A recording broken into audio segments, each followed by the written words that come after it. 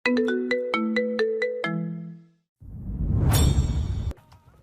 হয়েছে? গান শোনা হারাম, ভুলেও গান চালাবেন না।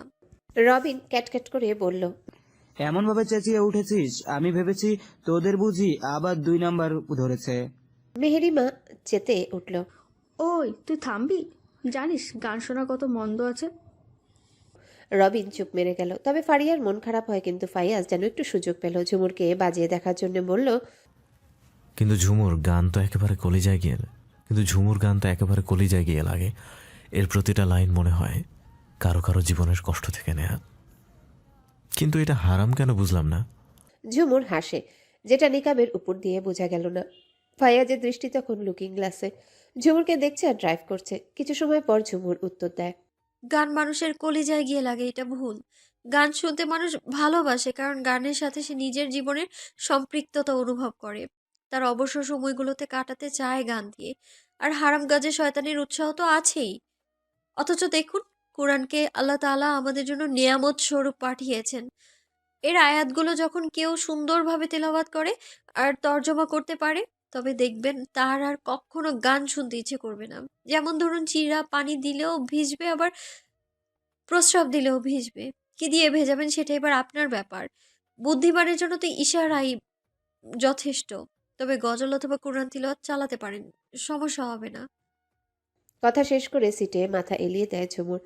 তার চোখ বুজে ঘুম আসছে। ফাইয়াজ বিস্ময় নিয়ে তাকিয়ে থাকে। সেদিনের ঝুমুর এখন যুক্তি দিতেও জানে, যার সাথে তার দেখা হলেই ঝগড়া হতো। ফাইয়াজের ঠোঁটের কিনারায় খেলে গেল মিষ্টি হাসি। গজল ছেড়ে দিল সে। জার্নিতে তার গজল শুনতে বেশ ভালো লাগে। মিহিসরে বেজে উঠল। স্লো মোশনে চলছে গজল।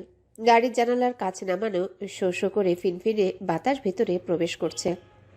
চারিদিকে আলো কেটে এখন সন্ধ্যা হয়ে এসেছে। সময়টা যেন প্রত্যেকের হৃদয়ে নাড়িয়ে দিচ্ছে। অন্তর ছুঁয়ে যাচ্ছে গজলের প্রতিটি লাইন। ফারিয়ার মন খারাপ ভাবটা সে কখন কেটে গেছে। সে কত কিছু জানে না। প্রতিটা দিন কত গুণা করছে সে। এখন মনে হচ্ছে সময়টা থমকে যাক। মুহূর্তটা দারুণ উপভোগ করছে সবাই। কড়া ডোজের ঘুমের ওষুধের জন্য ঝুমুর ঘুমিয়ে পড়েছে। সাফিয়া বেগম মেয়েকে আলতো করে জড়িয়ে ধরে রেখেছেন নিজের সাথে। সন্ধ্যা 7টা। মাত্রই গাড়ি এসে থামল খানভিলায়। একে একে সবাই নেমে যাওয়ার পরে ফাইয়াজ ঝুমুরের পিছু পিছু হাঁটে।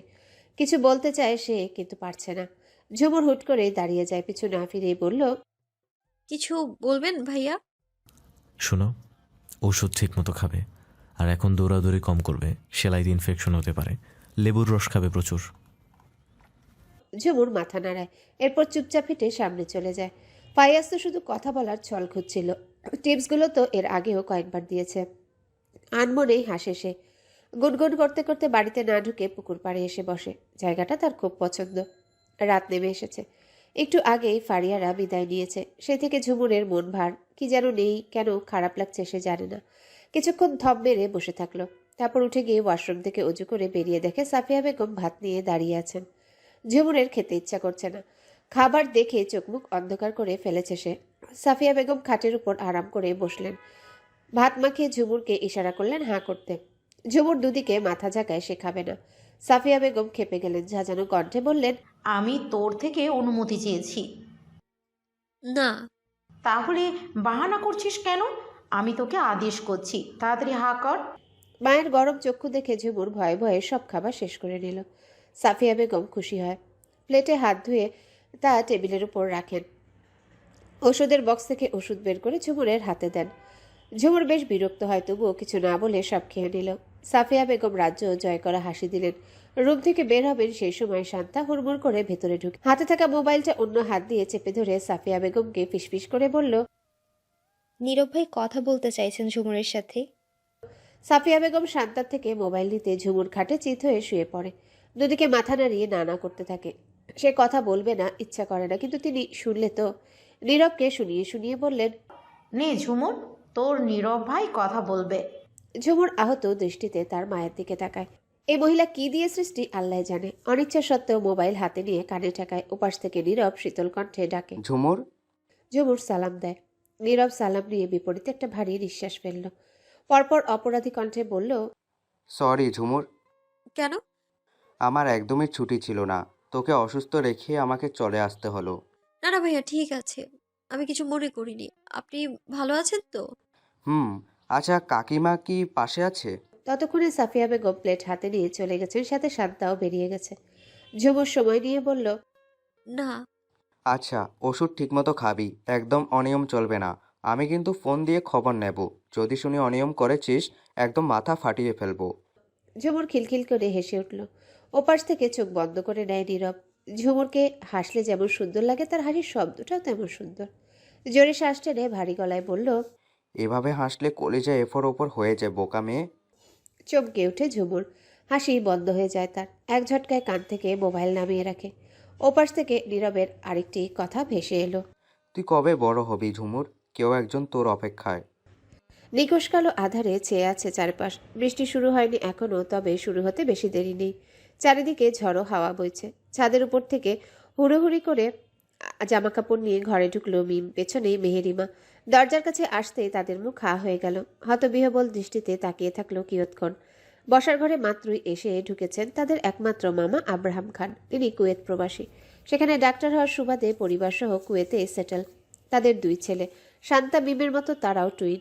মিম আশ্চর্য হয়ে কিছুক্ষণ তাকিয়ে থাকলো। মামা মামির পাশে তাদের কিউট কিউট দুই মামাতো ভাইও আছে, যদিও তাদের সাথে তেমন যোগাযোগ নেই মিমের। মিমকে দেখে আব্রাহাম খান ঠোঁট মেলে হাসল। মিম অস্ফুট স্বরে মামা উচ্চারণ করে। মেহেরিমার হাতে জামা কাপড় দিয়ে দৌড়ে গিয়ে চাপড়ে ধরে আব্রাহাম খানকে। আব্রাহাম খান 2 পা পিছিয়ে গিয়েও আবার নিজেকে সামলে নেয়। ভাগ্নির মাথায় আদুরে হাত বুলিয়ে দিয়ে বললেন, আমাদের মিম কত বড় হয়ে গেছে, তাই না রবিনা? মিম অস্থির হয়ে বলল, মামা, কেমন আছো তুমি? কতদিন পর আসলে, আমি কিন্তু বেশ অভিমান করেছি। আব্রাহাম খান হাসলেন, বললেন, তোর মামির তো হিংসা হবে, তাকেও একটু জড়িয়ে ধর। মিম মাথা তুলে চায় তার মামির দিকে, কিছু না বলে জড়িয়ে ধরে। কাঁদো কাঁদো হয়ে বলে, তোমাদের সাথে কথা নেই, তোমরা এত নিষ্ঠুর। বাংলাদেশে এসেছো প্রায় 15 দিন হতে চললো, আর আজকে আমাদের কথা মনে পড়লো। রুবিনা বেগম মিমকে জড়িয়ে ধরে ঘরে প্রবেশ করেন। মেহেরিমা এতক্ষণ দাঁড়িয়ে দাঁড়িয়ে দেখছিল সবটা। মামাদের ভিতরে আসতে দেখে সে তড়িঘড়ি করে পর্দার আড়াল থেকে সরে যায়। তাদের সাথে তার মামাতো ভাইয়েরও আছে, আর মেহেরিমা কখনোই তাদের সামনে আসবে না। উপরে জামাকাপড় রেখে মেহেরিমা সকলকে ডেকে মামাদের আসার খবর জানায়। আফিয়া আর সাফিয়া বেগম খুশিতে কেঁদে দেয়। প্রায় 6 বছর পর তাদের ভাইয়ের সাথে দেখা হবে। একটাই মাত্র ভাই তাদের। আবেগে উল্লাসিত হয়ে দৌড়ে বসার ঘরে আসে। মিম তখনও 2 মামামামির সাথে অভিযোগ তুলতে ব্যস্ত, আর তার সাথে সাথে তাল মিলিয়ে হাসছেন আব্রাহাম খান। 2 বোনকে একসাথে দেখে এগিয়ে আসেন আব্রাহাম। কোনো ভরিতা ছাড়াই দুদিকে হাত প্রসারিত করে দেন। আফিয়া আর সাফিয়া দুজন মুখ চাওয়াচাই করে একসাথে ঝাপটে ধরলেন তাকে। মা বাবা নেই, শ্বশুর শাশুড়ি নেই, আপন বলতে এখন শুধু ভাই আছে, তাও কত দূরে। চোখ ভিজে উঠেছে তাদের। ফুপিয়ে কেঁদে দেয় 2 বোন। অবস্থা স্বাভাবিক করতে আব্রাহাম খান তাদের ছেড়ে দিলেন। গম্ভীর স্বরে বললেন, ওদের ভাবিও আছে, আর নির্বোধ দুইটাও আছে, তাদের সাথেও কথা বল, নইলে আমি পরে আবার শত্রু হয়ে যাব তাদের। নির্বোধ বলতে যে এহসান আর ঈশাকে বোঝানো হয়েছে তা বুঝতেই কান্না থামিয়ে হেসে দিল সবাই। এহসান আর ঈশাক একজন আরেকজনের দিকে তাকিয়ে হতাশ দীর্ঘশ্বাস ফেলল। এটা আর এমন কি? মধ্যাহ্ন ভোজের আয়োজন চলছে হুলস্থুল। বাড়ির মেয়েরাও হাতে হাতে কাজ করছে, অস্থির সকলে। আজ দুপুরে আদিবা খানদের পরিবারকেও দাওয়াত করেছেন। নীরব ছাড়া বাড়িতে সবাই উপস্থিত। বুক চিরে দীর্ঘশ্বাস বেরিয়ে এলো আফিয়ার। দ্রুত সে অনুভূতি ধামাচাপা দিয়ে কড়াইতে মাছ ছেড়ে দিলেন তিনি। পাশেই গরুর গোস্ত রান্না করছে সাফিয়া, আর মেয়েরা কাটাকুটি বাটাবাটিতে ব্যস্ত। দুপুরে ঝরঝর করে বৃষ্টি শুরু হয়। একেবারে কম নয়, ভারী বর্ষণ। আদিবা খানরা আসতে পারবে না ভেবে সকলে মনক্ষুণ্ণ হয়, কিন্তু তাদেরকে ভুল প্রমাণ করে কুদ্দুস আহমেদ আর তার পরিবার ভিজে ভিজে বাড়িতে এসে হাজির। ফাইয়া চুল ঝাড়তে ঝাড়তে ঘরে ঢুকে। তাদের দেখে আক্কেল গরম হয়ে যায় লতিফার আব্দুর খানের। কুদ্দুস আহমেদকে তাদের একটু কম পছন্দ। তাদের একমাত্র বোনকে পটিয়ে পটিয়ে বিয়ে করেছে, নইলে এমন সুন্দর বোনকে একটা সুন্দর ব্যাটার কাছে বিয়ে দিতে পারত। কিন্তু বিয়ে দিল কই? একটা হাড় কিপটার কাছে। আসার সময় খালি হাতে ঢ্যাং ঢ্যাং করে চলে আসে। কুদ্দুস আহমেদও যে লতিফ খানকে খুব একটা পছন্দ করে তেমনও না, তবুও আসে শ্বশুর বাড়ি তো। শাশুড়িটা আবার বেশ পছন্দ করত। 20 টাকার পান এনে দিলেই খুশি ছিল। বেচারি মরেই কুদ্দুস আহমেদের জামাই আদরটা এখন আর আগের মতো হয় না। হতাশ হয়ে তিনি গিয়ে সোফায় বসলেন। আদিবা খান সকলের সাথে কুশলাদি বিনিময় করে ভেতরে চলে যায়। ফাইয়াজ আর ফারিয়াও পিলপিল করে আদিবা খানের পিছু পিছু যায়। নারার বাড়িতে ফাইয়াজের জন্য বরাদ্দকৃত রুম ডিঙিয়ে রান্নাঘরে যেতে হয়। সে তার রুমের দিকে দ্রুত যাচ্ছিল। তাড়াতাড়ি চেঞ্জ করতে হবে, নইলে ঠান্ডা তো লাগবে মাস্ট। কিন্তু পথেই এক ভয়াবহ কাণ্ড ঘটে। ঝুমুর তখন ডালের বাটি নিয়ে ডাইনিং টেবিলে আসছিল। এখন একে একে গুছিয়ে না রাখলে পরে সম্ভব হবে না। পেছনেই শান্তার হাতে পোলাওয়ের বাটি। ফাইয়াজ তখনও চুলে হাত ডুবিয়ে হালকা ঝেড়ে পানি ঝাড়তে ব্যস্ত। না দেখেই তার হাতের কনুইতে লেগে যায় ডালের বাটি। কেউই কাউকে খেয়াল করেনি। ছিটকে তারপরে ঝুমুরের হাতে আর পায়ে। বাটিটা ফ্লোরে পড়ে টুকরো টুকরো হয়ে পায়ের পাতায় ডেবে যায়। অনাকাঙ্ক্ষিত ঘটনায় কি হয়ে গেল তা বুঝতে বুঝতে ঝুমুর মেঝেতে বসে চিৎকার দিয়ে ওঠে। পা থেকে গলগল করে রক্ত পড়ছিল। ফাইয়াজ বাকরুদ্ধ হয়ে যায়, সাথে সাথে সবাই চলে আসে। ঝুমুরের পায়ের অবস্থা দেখতেই আটকে ওঠেন। ফাইয়াজ দিশেহারা হয়ে যায়। সে ঝুমুরের পাশে বসেই তার পায়ে হাত রাখে।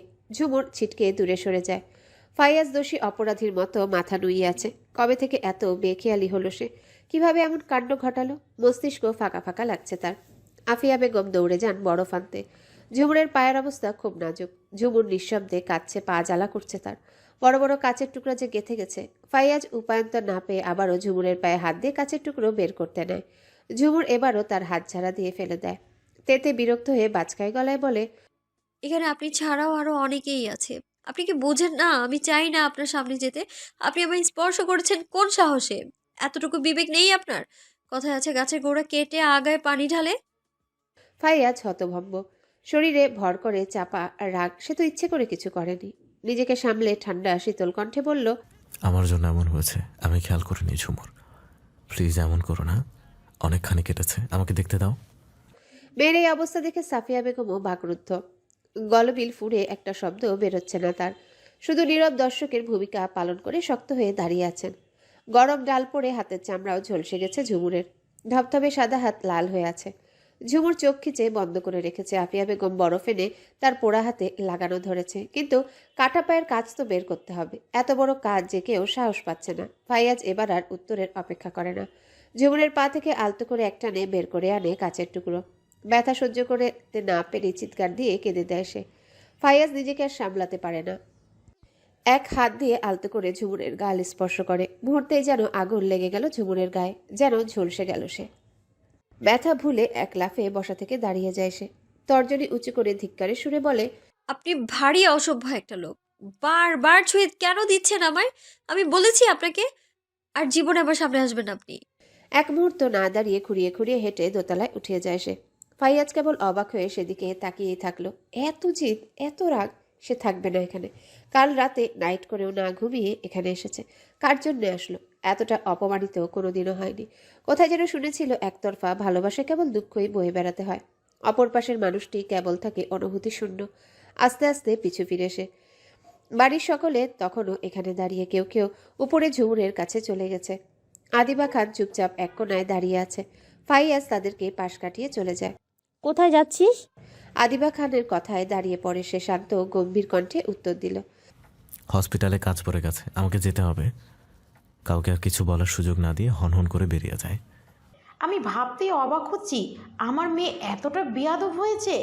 সাফিয়া বেগমের কথায় কোনো উত্তর দিল না ঝুমুর। শান্তা তার পায়ে ব্যান্ডেজ করে দিচ্ছে, চুপচাপ সেদিকে তাকিয়ে আছে। হাতও মারাত্মক জ্বালা করছে, কিছুটা ফোসকা পড়ে গেছে। কি হলো? এখন কথা নাই কেন মুখে? তখন তো ভালোই কথার খই ফুটছিল। আসলে তোমরা নিজের মেয়ের দিকটা কখনোই ভাবো না। ও তো ইচ্ছে করে তোকে ধাক্কা দেয়নি, তাই না? তুইও তো চোখ হাতে নিয়ে হাঁটিসনি, তাহলে দেখলি না কেন? ঝুমুর চুপ করে বসে আছে। সাফিয়া আবারও হাহাকার করে আফসোসের সুরে বলল, না, না খেয়ে এই ঝড় বাদলের দিনে ছেলেটা বেরিয়ে গেল। এতগুলো কথা না বলতেও পারতি। ঝুমুর চমকে তার মায়ের দিকে তাকায়। তার মানে ফাইয়াজ চলে গেছে? এই বৃষ্টিতে ভিজে কেন চলে গেল? মনটা অশান্ত হয়ে যায় ঝুমুরের। না বুঝে সে অনেক কথা বলে ফেলেছে। চট করে উঠে রুম থেকে বেরিয়ে যায়। প্রচুর কান্না আসছে তার। কি মারাত্মক ভুল করে ফেলেছে সে। বিকেলে বৃষ্টি থামতেই আদিবা খানরা বিদায় নিয়ে বেরিয়ে যায়। ফারিয়া আসার পর থেকে কারোর সাথে কোনো কথা বলেনি। ঝুমুরের প্রতিও অনেক অভিমান জমেছে। আর কেউ না জানুক, ফারিয়া তো জানে তার ভাই ঝুমুরকে কতটা ভালোবাসে। ইচ্ছা করে তো এমনটা হয়নি। ঝুমুরের প্রতি অভিমানের পাল্লা ভারী হয়। এত আঘাত না দিলে কি হতো না? বৃষ্টিতে ভিজে কোথায় গেল আমার ভাই? এক বুক হতাশার তীব্র অভিমান নিয়ে আজ নানার বাড়ি ত্যাগ করল সে। ড্রয়িং রুমে পিনপতন নীরবতা। কারো মুখে রাগে ক্ষোভে শরীর কাঁপছে কুদ্দুস আহমেদের। চোখ মুখ শক্ত করে তাকিয়ে আছে ফাইয়াজের দিকে, কিন্তু ফাইয়াজের হুঁশ নেই। এহসান আর ইশাকের গায়ে ভর দিয়ে দাঁড়িয়ে আছে সে। পুরো শরীর ভিজে চুপচুপে সাদা শার্টটা গায়ের সাথে লেপ্টে আছে। নিভু নিভু চোখে তাকিয়ে আছে সকলের মুখ পানে। আদিবা খান মুখে কাপড় চেপে কাঁদছে। ফারিয়া দৌড়ে গিয়ে ফাইয়াজকে ধরে আসা গলায় বলে, আমার ভাইয়ের এই অবস্থা কেন? কি হয়েছে তার? এহসান আর ইশাক দরজা ছেড়ে ভেতরে প্রবেশ করে। আদিবা খান এসে ফাইয়াজকে শক্ত করে জড়িয়ে ধরে। অশ্রুসিক্ত নয়নে ছেলের মুখ পানে তাকিয়ে আছেন তিনি। ইশাক ধরে ধরে ভেতরের রুমে নিয়ে যায়, তাকে বলল, এক্ষুনি ফাইজের পোশাক চেঞ্জ করতে হবে, নইলে জ্বরের প্রকোপ বাড়বে আন্টি। আদিবা খান মাথা নেড়ে দ্রুত ফাইয়াজের জামা কাপড় ইশাকের হাতে দেয়। এহসান সোফায় বসে নিজের হাত ঘড়ি খুলে সেন্টার টেবিলের উপর রেখে কিছুক্ষণ চুপ থেকে বলল, আমি আর ইসাক বিডিতে আসার পর থেকে তেমন ঘোরাফেরা করিনি। রাতের রাজশাহী শহর দেখার জন্য বেরিয়েছিলাম। ব্রিজের উপর পর্যন্ত গিয়ে দেখি ফায়াজ সেখানে। দেখে তাকে অস্বাভাবিক লাগছিল। এর উপর দুপুরে রাগ করে ফিরে এসেছিল। তাই গাড়ি থেকে নেমে তার কাছে যাই। তখন ঝিরে ঝিরে বৃষ্টি ছিল, খুব একটা ছিল না। তার কাঁধে হাত রেখেই আমি অবাক হয়ে যাই। এই বৃষ্টির মধ্যেও শরীর অস্বাভাবিক গরম। বুঝলাম সে দুপুর থেকে হয়তো এভাবে ভিজছে। পরে বললাম বাড়িতে আসার কথা, সে আসবে না। জোরাজুরি করে বাড়িতে নিয়ে আসলাম আঙ্কেল। কথা শেষ হতে কুদ্দুস আহমেদ ক্রোধান্বিত কণ্ঠে বলে উঠলেন, গাধা কোথাকার, পাগলেও নিজের ভালো বোঝে। তিনি সোফা ছেড়ে উঠে নিজের রুমে চলে যায়। দিন দিন ছেলেটার আক্কেল আন্দাজ কমছে। আদিবা খান সেদিকে মাথা ঘামায় না। আগে তার ছেলের সুস্থতা। ফারিয়াকে আদা চা করতে বলে নিজে গিয়ে চিকেন স্যুপ তৈরি করে নিয়ে যায় ফাইয়াজের রুমে। ফাইয়াজের অ্যাড্রেস চেঞ্জ করে দিয়ে ইশাক আর এহসান তার পাশেই বসা। জ্বরের সাথে ঠান্ডাও লেগেছে অনেক। নাকের পাটাতন লাল হয়ে ফুলে গেছে তার। শীতে কাঁপছে সে। স্যুপটা ইশাকের হাতে দিয়ে আদিবা আলমারি থেকে মোটা ভারী কম্বল বের করে আস্তে করে ফাইয়াজের গায়ে বুড়িয়ে দেন। মাথায় আলতো হাত বুলিয়ে বার দুয়েক ডাকেন, কিন্তু ফাইয়াজের হুঁশ নেই। মুখ কিছুটা হা করে শ্বাস নিচ্ছে সে। ঠোঁটজোড়া শুকনো হয়ে আছে, একটু পরপর ফাঁকা ঢোক গিলছে। আদিবা খানের অন্তর কেঁপে ওঠে। পারছে না তো হাওমা করে কান্না করে দেয়।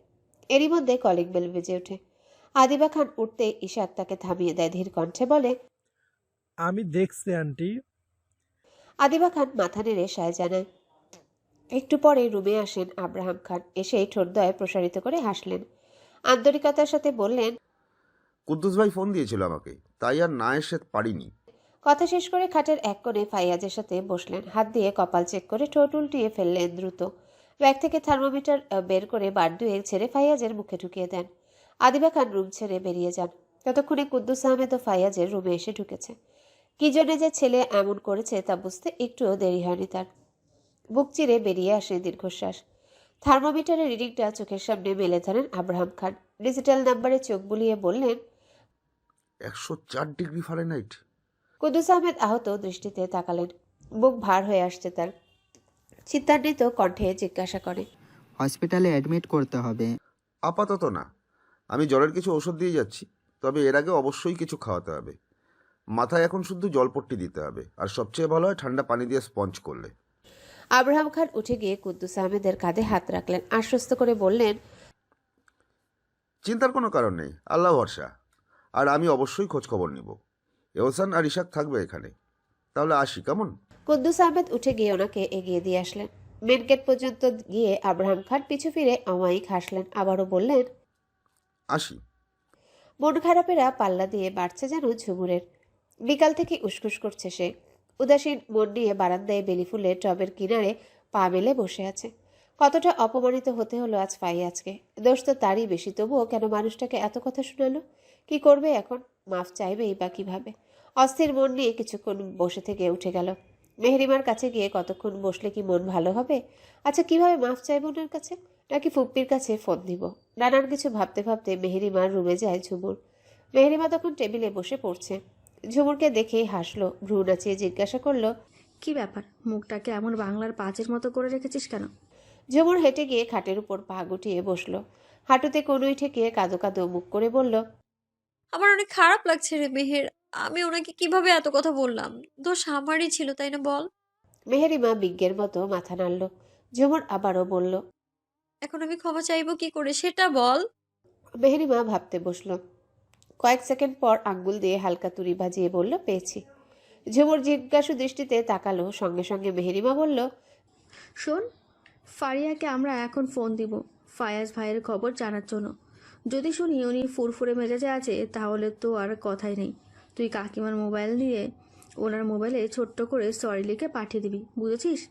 হ্যাঁ, কিন্তু রাগ কমবে যে এটার গ্যারান্টি কি? এই সামান্য বিষয় নিয়ে হয়তো রাগ করেনি, আর করে থাকলেও সরি বলে দে। উনি অনেক ভালো মানুষ, কিছু মনে করবে না। ঝুমুর মাথা নাড়ায়, ঠোঁট চেপে ধরে বলল, হয়তো। আচ্ছা দাঁড়া, আমি মোবাইল নিয়ে আসছি। ঝুমুর সাফিয়া বেগমের রুমে আস্তে আস্তে গেল। পায়ের কাটা জায়গাটা বেশ জ্বলছে, কোনো মতে খুঁড়িয়ে খুঁড়িয়ে হাঁটছে সে। সাফিয়া বেগম চোখে চশমা লাগিয়ে বই পড়ছেন। ঝুমুর এদিক সেদিক তাকিয়ে দেখলো মোবাইল ড্রেসিং টেবিলের উপরে। মায়ের দৃষ্টি আকর্ষণ করার জন্য প্রথমে হালকা করে গলা খাকারি দিল, কিন্তু সাফিয়া বেগম তাকালেন না। ঝুমুর জানে আগামী 3 দিনেও তার মায়ের রাগ কমবে না। সে ধীরে ধীরে গিয়ে মোবাইলটা হাতে নিল। বেরিয়ে আসার সময়ও সাফিয়া বেগম তাকালেন না। সে কিছুক্ষণ দাঁড়িয়ে থেকে ঠোঁট উল্টিয়ে চলে আসলো। ধর, ফোন কর। খবরদার, আমি যে এখানে আছি ভুলেও বলবি না।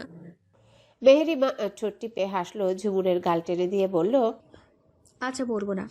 মেহেরিমা কোলের উপর একটা বালিশ নিয়ে তার উপরে হাত ঠ্যাস দিয়ে রাখলো।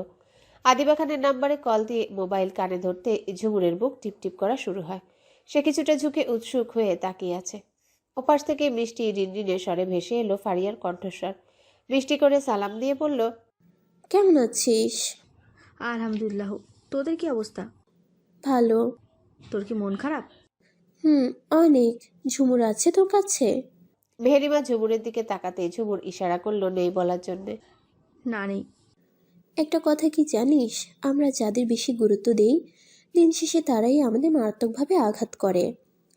কি হয়েছে, এইভাবে কথা বলছিস কেন? আমার ভাই আজ দুপুর থেকে টানা বৃষ্টিতে ভিজে এখন বিছানায় পড়ে আছে। জ্বর 104 ডিগ্রি ফারেনহাইট। হুঁশ নেই, শরীর কাঁপছে। মেহেরিমা ঝুমুর আটকে উঠল। মেহেরিমা আতঙ্কিত হয়ে বলল, ইন্নালিল্লাহ। উনি এমন করলেন কেন? ইস, আল্লাহ সুস্থতা দান করুক। ফারিয়া তাচ্ছিল্য করে হাসলো, বলল, কেউ জানে না, কিন্তু ঝুমুরের বোঝা উচিত ছিল ভাইয়া তাকে অন্যভাবে দেখে।